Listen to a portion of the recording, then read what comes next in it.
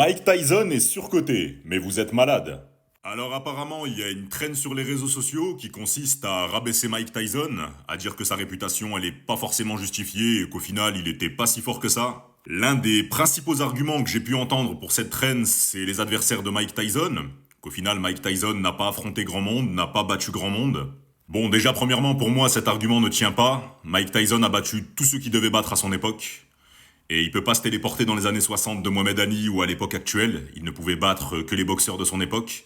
Et Dieu sait que les boxeurs des années 80-90 étaient très forts et très durs. En revanche, les deux boxeurs qu'on peut reprocher à Mike Tyson de ne pas avoir battu à son époque, c'est Evander Holyfield et Lennox Lewis. Evander Holyfield, il s'en est fallu de peu sur les deux combats. J'estime que Evander Holyfield et Mike Tyson avaient des niveaux assez équivalents sur les deux combats. Si vous les avez vus, c'était très serré. Lennox Lewis, Mike Tyson n'était pas un point de sa carrière où il était en capacité de battre un adversaire aussi performant. Je pense personnellement que Mike Tyson 1986-1990 aurait éteint Lennox Lewis et je suis pas ouvert au débat. Maintenant, la legacy de Mike Tyson, elle est tout simplement inattaquable. Plus jeune champion du monde de l'histoire à l'âge de 20 ans, dans une catégorie de papa trentenaire.